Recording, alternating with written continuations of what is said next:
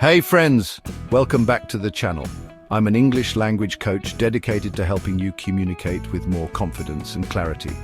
In today's video, we're diving back into one of the most crucial yet often overlooked skills in the professional world, writing effective business emails. We've all been there, right? Staring at a blank screen, wondering how to phrase a request without sounding too demanding, or how to make sure our message actually gets read and acted upon. It feels like a small thing, but getting it right can genuinely be a game changer for your career. You see, a great email isn't just about grammar or spelling. It's about psychology, efficiency, and building relationships. It's a reflection of your professionalism. Sending a clear, concise, and courteous email can make the difference between landing a client, getting a quick response from a busy colleague, or having your message get lost in the digital abyss. The good news is that it's a skill, and like any skill, it can be learned and perfected with the right strategies. Think of it as a superpower that helps you navigate the corporate world with ease and precision. So in this video, we're going to break down 5 more powerful, actionable tips 26 through 30 in our ongoing series that will immediately elevate your business email game.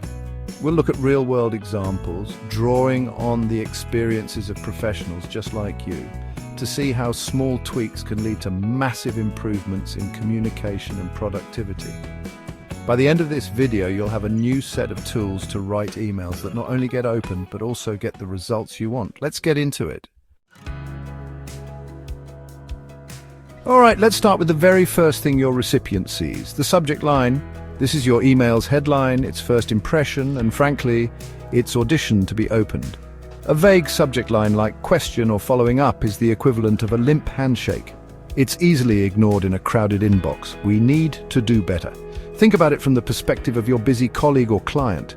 They're scanning through dozens, maybe even hundreds of emails a day. Your subject line needs to tell them exactly what the email is about and why it's relevant to them. All in about 6 to 10 words. It's your single best chance to signal importance and context. Let me tell you about Daniel, a project manager I coached. He was frustrated because his emails to the development team were often getting delayed responses. His typical subject line was project update. It's not terrible, but it's not great either. It doesn't convey urgency or specifics. We worked on transforming it. Instead of project update, he started writing things like Project Phoenix feedback needed on UI mockups by EOD Friday. See the difference? It's specific. It names the project, it states the required action, and it includes a deadline. It's a mini summary of the entire email. The results were almost immediate. The development team started prioritizing his emails because they knew exactly what was needed from a single glance. They could filter, sort, and act on his messages far more efficiently. Daniel's stress levels dropped because he was no longer chasing people for replies. So the key takeaway here is to be ultra-specific. Include the project name, the action required, and a deadline if applicable. Your subject line isn't just a label, it's a tool for getting things done. Treat it with the respect it deserves, and you'll see a massive improvement in your response rates. Once your brilliant subject line has gotten your email opened, the next step is the opening. It's tempting to just jump straight into your request, especially when you're busy. But this can come across as abrupt or even rude. A proper opening serves 2 functions. It establishes a polite, professional tone, and it provides immediate context, reminding the recipient why you're writing to them. This is particularly crucial when you're emailing someone you don't interact with daily or someone outside your immediate team. A simple, friendly greeting sets the stage for a positive interaction. Consider the case of Mina, a sales executive who was struggling to get replies from potential clients after an initial meeting. Her follow-up emails would start with something like, "I need to know if you've reviewed the proposal." It's direct, sure, but it lacks warmth and context. It puts the recipient on the defensive. We worked on reframing her opening. She started using a simple greeting like, "Hi name," followed by a brief pleasant remark like, "I hope you're having a productive week." This small change instantly makes the email feel more personal and less transactional. After the greeting, she would add a crucial context-setting sentence. "It was great speaking with you last Tuesday about your content marketing strategy." This immediately jogs the recipient's memory, reminding them of who she is and the context of their previous conversation. This combination of courtesy and context transformed her follow-up success. Clients felt respected, not hounded. The new opening, "Hi John, I hope you're having a productive week." It was great speaking with you last Tuesday about your content marketing strategy is infinitely more effective. It paves the way for the rest of your message by building a small bridge of rapport right at the start. Now we move to the core of your email, the body. This is where so many messages fall apart due to vagueness. We often try to be polite by softening our language, but this can lead to confusion and inaction, using phrases like, "Maybe you could look at this when you have a chance," or "Thoughts" is ambiguous. Does it need a deep review or just a quick glance? Is a response needed today or next month? To get results, you need to be crystal clear about what you want the other person to do. This means using strong, action-oriented verbs. Let's look at Lucas, a team lead who was getting frustrated with his team's work. He would send emails saying things like, "Here is the report, please check it." The problem is, check it can mean a dozen different things. Does it mean proofread for typos, verify the data, approve the conclusions? His team members were often unsure what was expected, leading to rework and delays. He felt like he was micromanaging because he constantly had to follow up to clarify his initial vague request. It was a classic case of unclear instructions leading to poor outcomes. We worked on a simple shift in his language. Instead of "please check the report," he started being specific and using action verbs. For example, "Please review the attached report for data accuracy and provide your feedback on the recommendations section by 3 p.m. tomorrow," or "Please approve the budget figures in the attached spreadsheet so I can submit it." This language is polite but unambiguously clear. It tells the recipient exactly what task to perform and often includes a deadline. This shift empowered his team to act with confidence and dramatically reduced the need for clarification emails, making the entire workflow more efficient.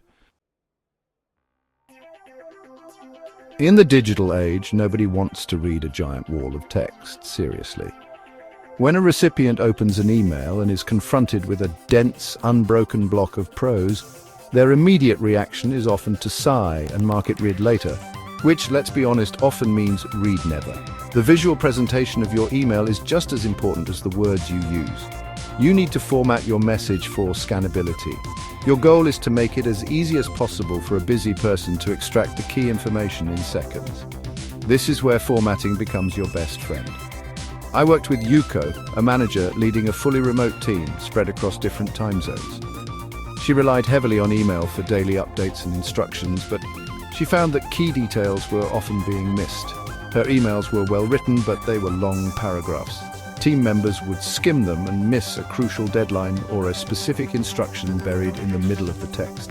This was causing friction and inefficiency, the last thing you want in a remote setup where clear communication is everything. The solution was a complete formatting overhaul. We broke her long paragraphs into shorter ones, no more than 3 or 4 lines each. For lists of tasks or questions, we replaced sentences with clear bullet points or numbered lists. We also started using bold text strategically to highlight key information like deadlines, action items, or names of people responsible. The transformation was incredible. Her team could now scan an email in 15 seconds and know exactly what was needed. Readability went up, mistakes went down, and team morale improved because everyone felt they were on the same page. Remember, white space is not wasted space. It's a powerful tool for clarity.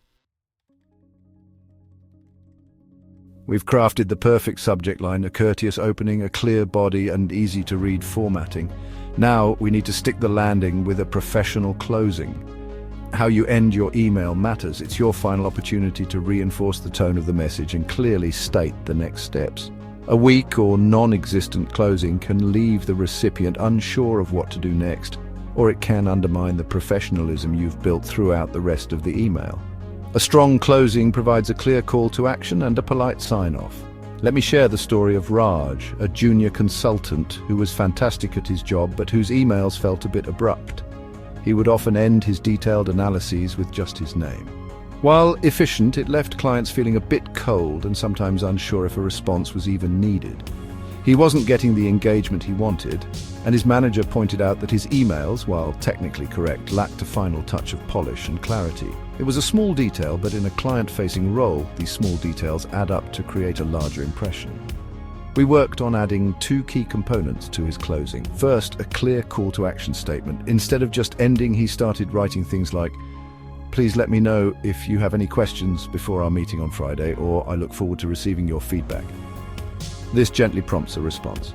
Second, we added a professional sign-off. Simple phrases like best regards, kind regards, or sincerely followed by his name and title create a polished, professional finish.